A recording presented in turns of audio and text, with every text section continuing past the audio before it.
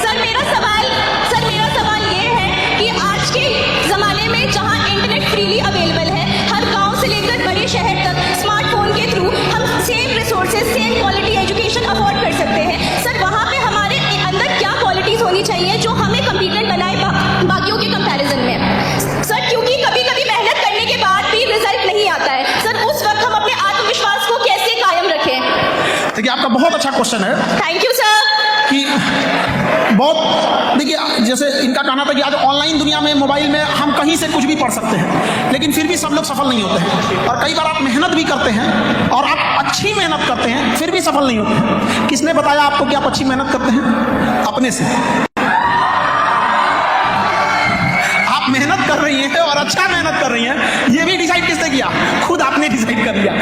तो ये गड़बड़ है। उसमें क्या करना है, बच्चे जो गलती करते हैं वो उस टॉपिक को ज्यादा पढ़ते हैं जो उन्हें आता है या जिसमें उन्हें इंटरेस्ट है। इससे मतलब नहीं कि वो एग्जाम ओरिएंटेड है या डिमांड उसका है या नहीं है। ये सबसे बड़ी गलती करते हैं। जिसको मैथ में इंटरेस्ट होगा खूब मैथ बनाएगा, इंग्लिश में इंटरेस्ट नहीं, इंग्लिश पढ़ने नहीं करेगा, और फिर कहेगा मेरा इंग्लिश कमजोर है। कमजोर नहीं है, समय नहीं दिए आप। तो पहला कि आप ठीक हैं या नहीं, ये एनालिसिस कोई और करके बताए आपको। उसके बाद कि सबके पास चीजें अवेलेबल है। आज ऑनलाइन है, कश्मीर से कन्याकुमारी तक आप जिससे चाहे पढ़ना पढ़ सकते हैं। जरूरी ये हम कितना कर सकते, हमने कितना किया, ये मायने नहीं रखता है। मायने ये रखता है हम कितना कर सकते हैं। तो अपने आप में जरूर सोचिएगा, आप कितना पढ़ी ये मायने नहीं रखता है, कितना पढ़ सकती थी।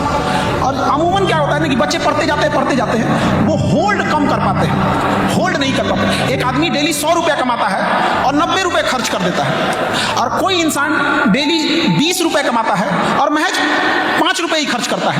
तो एक समय के बाद आपको लगेगा कि वो 20 रुपये कमाने वाला ज्यादा बचा लिया। तो ये भी डिपेंड करता है कि आप होल्ड कितना कर पाते हैं। तो इस चीज पे भी ध्यान दीजिएगा कि पढ़ाई के बाद आपने कितना होल्ड करके रखा है आप। ठीक है, कोई और सवाल खान सर से? सर, मेरा नाम सुमन कुमार पंडित है। मैं अच्छा, आप किधर से हैं? हाथ उठाइए। सर, मैं बिहार छपरा से रहने वाला हूँ। पहले हम आपको देख तो लें। सर, मैं यहाँ पे हूँ। ठीक देखिए। अच्छा सर, आप कहाँ? कुछ रहिए। सर, मेरा क्वेश्चन ये है कि स्टूडेंट को जरूरी है कि पॉलिटिक्स ज्वाइन करना चाहिए? जिंदगी भर आप देखिए, हर इंसान जो होता है ना, चाहे जितना भी बड़ा हो जाए, स्टूडेंट ऑफ लाइफ रहता है। जीवन तो हमेशा हमें कुछ ना कुछ ज्ञान देगी। पॉलिटिक्स की जहाँ तक बात करें तो हमेशा एक चीज़ याद रखिएगा कि अगर पढ़े लिखे लोग पॉलिटिक्स से दूर रहेंगे तो अनपढ़ इंसान उनके ऊपर शासन करेगा। इस देश की समस्या ये नहीं कि यहाँ गलत लोग ज्यादा हैं। इस देश की बड़ी समस्या ये है कि अच्छे लोग चुप रहते हैं।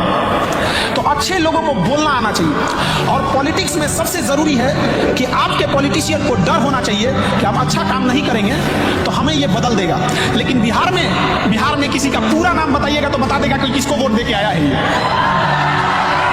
इसलिए वहां नाम के आगे लोग टाइटल लगाना हटा दिए। आनंद सिंह लिखने की जगह आनंद राज लिखने लगे ताकि पता नहीं चले कौन क्या है। तो जब ये भावना रहेगी तो सामने वाला चेंजिंग क्यों लाएगा? तो ये जरूरी होना चाहिए। तो स्टूडेंट लोगों से कोई पॉलिटिशियन डरता नहीं है। हम कितने भी जितने मिनिस्टर वगैरह, हम तो अच्छे खासे लोगों को जानते हैं। हालांकि तो उन लोगों से एक चीज लगता है कि उन्हें पॉलिटिशियन को सबसे कम डर लगता है तो आप स्टूडेंट से, कि उनका कहना है ये हल्ला बहुत करते हैं, लेकिन बदलाव जिस दिन लाना होता है, वोट जिस दिन लाना होता है, ये उस दिन यूट्यूब पर मोबाइल चला रहे होते हैं, गेम खेल रहे होते हैं। जबकि होना क्या चाहिए, एक यंग स्टूडेंट कम से कम 10 लोगों को जागरूक करे। जिस दिन ये डर आ गया ना कि एक स्टूडेंट से दुश्मनी का मतलब 10 वोट खराब कर देना, उस दिन वो आपसे डरेगा। आज नहीं डरता है आपसे, अब इसमें समय लगेगा। आप कोशिश कीजिए, यूनाइट होइए। कोई अगर गांव में जाता है 500 रुपए में वोट खरीदता है तो उसे कहिए कि जब पैसे लेना है तो 5000 लो और वोटों मत दो। और ऐसे थोड़ी कहिएगा कि हमें 5000 दे दो। अब हमें तो कोई पैसा देने आता नहीं है, लेकिन अगर हमें कोई 500 रुपया देने आता, हम कह रहने दीजिए, वो नेताजी तो 4000 बोले हैं देने के लिए। आप दो या मत दो तो समझ ही जाएगा। तो वो हमें बेवकूफ बनाते हैं। एक समय आता है आप भी उसे बेवकूफ बनाइए। जो पैसा बांट रहा है उसके अपने घर का थोड़ी है, आप ही का पैसा लूट के ले गया है। तो डर जरूरी होती है। भय बिना प्रीत कहाँ। डर नहीं रहेगा ना तो इंसान को, पॉलिटिशियन को भी डरेंगे नहीं। खान सर, चलते चलते आपके क्लोजिंग रिमार्क्स। नेशन फर्स्ट पर, पहला धर्म राष्ट्र धर्म पर, और पहली माँ भारत माँ पर। कोई और सवाल अगर है? देखिए, समय की अपनी गरिमा है। एक आखिरी सवाल वहां से। जी, sir, Aryaman. Last question. Hello, नमस्ते सर, मैं सृष्टि बोल रही हूँ। किधर है आप? सर इधर सर। हाँ देख लिए। सर मैं देवघर झारखंड से हूँ। सर मेरा क्वेश्चन ये है कि जैसे आपने अभी अपने भाषण में बोला कि आजकल के यूथ में स्किल्स की बहुत कमी है, तो टेक्नोलॉजी और गवर्नमेंट को ऐसा क्या स्टेप्स लेना चाहिए ताकि आजकल के यूथ में वो स्किल्स डेवलप हो? देखिए, गवर्नमेंट के भरोसे तो पहले मत रहिएगा। जिस दिन आपने ये दुनिया दिल से निकाल दिया कि गवर्नमेंट आपके लिए कुछ करेगी, उस दिन से आपका पहला तो विकास का काम चालू हो गया कि आप कुछ नहीं करने लगेंगे। गवर्नमेंट खूब से खूब आपको राशन कार्ड बना देगी, भात खाइए चावल वाला। देखिए, एजुकेशन आपको नॉलेज देता है, स्किल्ड आपको पैसा कमाने की तकनीक देता है। तो आप सोचिए कि सपोज कीजिए कि आपको आज के टाइम पे 30-40 हज़ार रुपये कमाना है, तो आप कौन सा काम कीजिएगा कि आपका इनकम चालू होने लगे?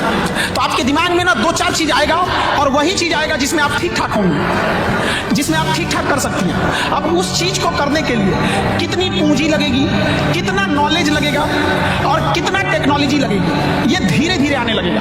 हम जब इंटर पास किए थे तो हमारे ऊपर ये कहा गया था कि बाबू वेल्डिंग सीख लो, और हमारे रिश्तेदार में ज्यादातर सऊदी में काम करते हैं, तो जाके सऊदी काम करना, 25-30 हज़ार रुपया सैलरी मिलेगा। तो हम लोग को लगा कि बाप रे बाप, जीवन में स्वर्ग हो जाएगा 25-30 हज़ार में। गांव में 25-30 हज़ार मतलब बहुत हो गया गांव में। तो हम लोग वेल्डिंग सीख लिए। फिर हम सोचे कि कहीं वेल्डिंग का काम डाउन हुआ तब तो हम खाली बैठ जाएंगे, तो हम जेसीबी भी सीख लेते हैं। तो हम मजबूरी में गए थे, लेकिन पासपोर्ट बनाने में टाइम लगता है, और समस्या क्या किया जाएगा। तो हमारे कुछ दोस्त थे सब, उनको अगर कोई पढ़ाई में डाउट होता था तो हमसे पूछते थे, तो हम समझा देते थे, तो बड़ी खुश हो जाते थे सब। तो एक कोचिंग थी, जिस कोचिंग के जो टीचर थे बड़े अच्छे टीचर थे, बट उनका बैंक में जॉब लग गया, वो चले गए, प्राइवेट कोचिंग छोड़ दिए। तो हमें बड़ा कोचिंग टूट गया, वो बड़े बच्चे उसे बोलने लगे। तो धीरे धीरे लिंक लगा मेरे एक दोस्त को, हेमंत नाम है उसका, हम अक्सर बोलते हैं हेमंत, पवन और सोनू, मेरे 3 दोस्त थे सब। वो ले गया, कहा कि भाई इसी में पढ़ाओ।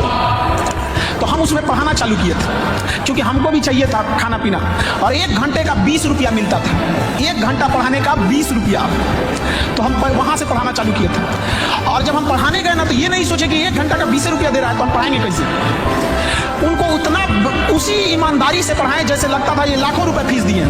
वो 4-5 कोचिंग के बच्चे कब 10 हुए, कब 50 हुए, 1500 कब हुआ, और आज दुनिया का सबसे बड़ा एजुकेशनल चैनल मेरा है 24 मिलियन के साथ। तो मेरे कहने का मतलब यह है कि हम टीचर बनने आए नहीं थे, हमको जरूरत था, पेट भरना था। हमारे छोटे भाइयों की पढ़ाई कि एगो कम से कम पढ़ ले, हैदू को छोटकन का पढ़ैया छोड़वा देते हैं। तो हम भाइयों की पढ़ाई रोकवाई गई थी 1-1 साल तक, ताकि हम पढ़ सके। तो वहां से हमको कुछ आ जाता था, तो हम अपने घर जब जाते थे तो ब्रेड खरीद के ले जाते थे। ब्रेड 12 रुपए का देता था उस समय, ताकि वो अच्छा खाना में गिना जाता था। छोटका मेरा 2 भैया खाता था तो बड़ी खुश रहता, बड़ी अच्छा लगता है। और एक तो किसान जैम आता था 5 रुपए का, इसे उसको निकाल के उसको खाने के लिए।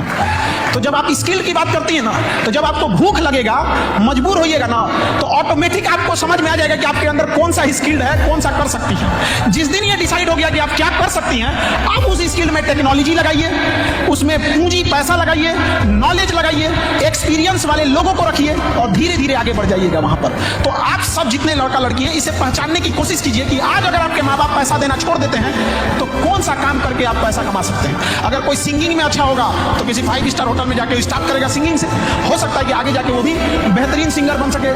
कोई पेंटिंग में हो सकता है। तो जिंदगी ऐसे ही चलती है, जिंदगी और पानी। एक बार आप 1 गिलास पानी गिरा दीजिएगा ना, तो अपना रास्ता खोज लेगा कैसे जाना है। और जिंदगी भी है, एक बार ठोकर मार के अगर सड़क पर फेंक दिया ना, आप भी रास्ता खोज लीजिएगा कि जाना कहाँ है। खान सर, समय कम है, लेकिन बहुत संक्षिप्त में एक और बात आपसे कहलवाना चाहते हैं, यूँ कहिए, या मार्गदर्शन चाहते हैं बच्चों के लिए, कि हमने सुना है कि पैसों की कमी की वजह से किसी की पढ़ाई छूट गई, पर कभी ये क्यों नहीं सुनने में आता कि पैसों की कमी की वजह से किसी की शराब छूट गई या कोई नशे की आदत छूट गई। ये देश का युवा, कई सारे ऐसे युवा हैं जो आज की तारीख में नशे के चंगुल में फंस रहे हैं। ऐसे युवाओं को क्या संदेश देना चाहते हैं चलते चलते? देखिए, जो नशे की लत लग गई उनको छुड़वाना इतना मुश्किल है कि एक व्यक्ति को यथा लग गया तो उसे छुड़वाने में जितना मेहनत है, उतना मेहनत से हम 10,000 से ज्यादा युवा जो नशा नहीं करते हैं उन्हें नशे में जाने से रोक सकते हैं। तो ज्यादा जरूरी हमें है कि जो नहीं गए हैं उन्हें रोका जाए। जो गया था तो शौक से गया था, तो उल्टे अपने जाए, यहाँ पे आदमी मना किया था। ना माँ बाप की चिंता, जिसने अपने बूढ़े माँ बाप को नहीं देखा, बहन घर में पड़ी है उसका करियर नहीं देखा, तो हम लोग की भाषण सुन के नशा छोड़ेगा। मार मारे इतना कि नशा उतर जाए, मारने से तो भूत भागता है, तो नशा क्या चीज होता है? और शराब एक अल्कोहल है, और हम सब जानते हैं अल्कोहल हाईली रिएक्टिव होता है। तो government of India, health ministry और साइंस मिल के एक ऐसी दवा रिएक्ट करे जो अल्कोहल से रिएक्शन करके बहुत ज्यादा पेन, दर्द पैदा करे। और जो शराब पीता है उसके घर वाले को दे दे, उसके लिए दाल बनेगा, उसमें थोड़ा एक ढक्कन डाल देना है, सब्जी बने तो डाल देना है, खाओ और उसके बाद पियो अल्कोहल, जाके रिएक्शन करेगा, इतना बाप बाप चिल्लाए कि कहे कि मर जाए तो अच्छा है, मर जाए तो अच्छा है। मार जो होता है ना, मार ये बहुत ताकतवर चीज है। यहाँ पे यहाँ अगर किसी का कोई किसी महिला को छेड़ दे रहा है, क्योंकि उसको पता है क्या होगा, कोई किसी का सामान चोरी कर ले रहा है, डकैती कर ले रहा है, जाए तो सऊदी अरब में करे, हाथ मुड़िए काट लेगा जो। तो मार मारना चाहिए, सुगरा के बाबू नशा छोड़ दो, नशा छोड़ दो, मारे की दुनिया छोड़ दे। तो देवी और सज्जनों, इस चर्चा का सार ये है कि खूब मेहनत कीजिए, क्योंकि जब ठोकर खाएंगे तभी ठाकुर बनेंगे। कांच की तरह समतल ना बनिए, हीरे की तरह बहुकोणीय बनिए। इन पंक्तियों के साथ हम खान सर को विदा करेंगे कि अगर खैरात में मिलती कामयाबी तो हर शख्स कामयाब होता, फिर ना कदर होती किसी हुनर की, ना कोई लाजवाब होता। लाजवाब है खान सर, और इस बात का प्रमाण है आपकी जोरदार करतब ध्वनि एक बार फिर खान सर के लिए।